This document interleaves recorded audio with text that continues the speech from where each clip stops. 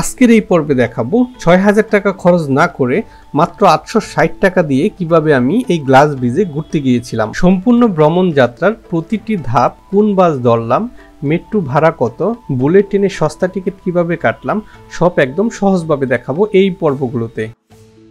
অত্যাধুনিক এই বাসগুলোতে মাত্র 2 RMB দিয়ে কত আরামদায়কভাবে চলাফেরা করা যায়। এখন যে জায়গাটা দেখতে পাচ্ছেন এটা কিন্তু কোনো বিমানবন্দর নয়, এটা হচ্ছে গুয়াঞ্জু সাউথ রেলওয়ে স্টেশন। দেখুন কতটা আধুনিক আর উন্নত। আজকে অনেক সকাল সকাল ঘুম ভাঙলো আর মনের মধ্যে অন্যরকম একটা অনুভূতি কাজ করছে, কেননা আজকে আমি যাচ্ছি গুয়াঞ্জুর সবচেয়ে চমৎকার এক জায়গায়, গুলংগর্জি গ্লাস ব্রিজ, যাকে অনেকেই বলে চীনের সবচেয়ে সুন্দর স্কাইওয়াক। এখান থেকেই আমি উঠব 901 নাম্বার বাসে। এই বাসটি সানিয়নলি হয়ে গেইবেই রোডের পাশ দিয়ে সোজা আমাকে নামিয়ে দিবে ফেইজিয়াং পার্ক মেট্রো স্টেশনের সামনে। ফেইজিয়াং পার্ক স্টেশন থেকে মেট্রোতে করে যাব গুয়াঞ্জু সাউথ রেলওয়ে স্টেশনে। এই বাসগুলোতে আলিপি কিউআর কোড স্ক্যান করেও আপনি পে করতে পারবেন, অথবা ক্যাশ 2 RMB দিয়েও আপনি চলাচল করতে পারবেন। আমার হাতে থাকা এই 2 RMB ড্রাইভারের পাশে থাকা বক্সে রেখে দিলেই হবে।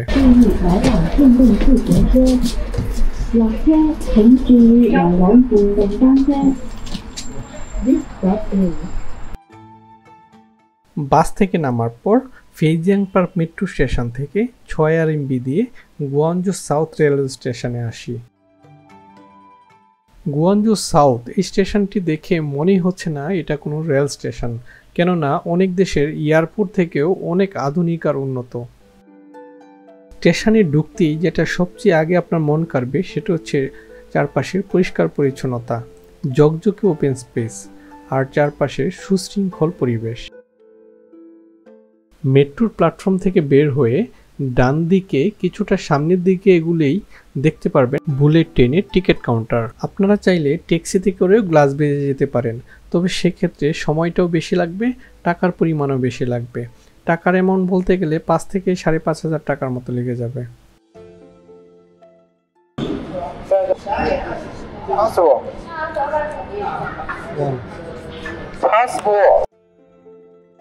আমার কাছে পাসপোর্ট চাচ্ছে, সো বুঝতেই পারছেন পাসপোর্ট ছাড়া বুলেট ট্রেনের টিকিটও কাটতে পারবেন না, এমনকি প্ল্যাটফর্মে এন্ট্রি এক্সিট কোনোটাই করতে পারবেন না।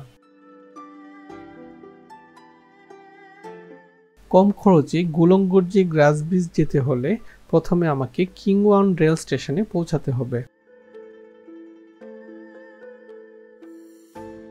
কিংওয়ান স্টেশন থেকে বের হয়ে আপনি চাইলে ট্যাক্সিতে অথবা বাসে দুভাবেই গ্লাস ব্রিজে যেতে পারবেন।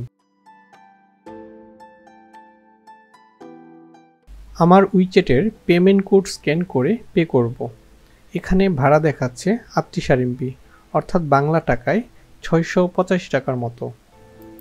একটু আগেই বলেছিলাম ট্যাক্সিতে গেলে আপনার লাগবে 5 থেকে 5,500 টাকা, আর এভাবে গেলে আপনি 900 থেকে 950 টাকার মধ্যে চলে যেতে পারবেন।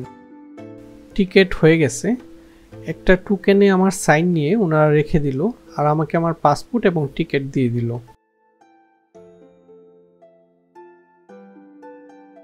এখান থেকে কিংওয়ান স্টেশনের দূরত্ব প্রায় 100 কিলোমিটার, যেতে প্রায় 30 মিনিটের মতো লেগে যাবে। অজানা অচেনা এই জায়গায় একাই পাড়ি দিতে হবে এই দীর্ঘ পথ, এর মধ্যে একজনও বাঙালি দেখতে পেলাম না। তবে এটা পরিষ্কারভাবে বুঝতে পারছি, যেহেতু শহর থেকে অনেক দূরে একটা রুরাল এরিয়াতে যাচ্ছি, সেখানে অন্যদের কথাও আমি বুঝবো না, অথবা আমার কথা অন্য কাউকে বোঝাতে পারবো না।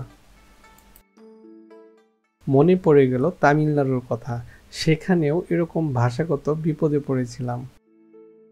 যাই হোক, টিকিট নিয়ে এখন নির্দিষ্ট গেট দিয়ে প্ল্যাটফর্মে প্রবেশ করতে হবে।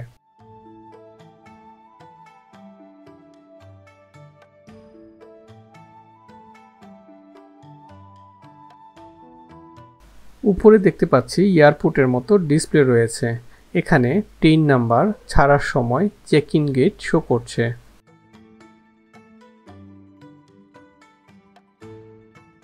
একটা কথা বলা হয়নি, এই স্টেশনটি দক্ষিণ চীনের সবচেয়ে বড় high speed bullet train hub, যেখান থেকে প্রতিদিন হাজার হাজার মানুষ চীনের বিভিন্ন গন্তব্যে ছুটে যায়।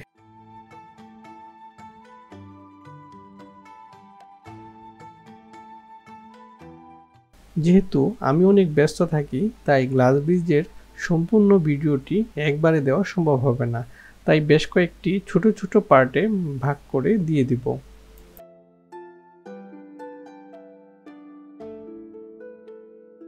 আজকে তাহলে এ পর্যন্তই। খুব শীঘ্রই আসছি পরবর্তী অংশ নিয়ে।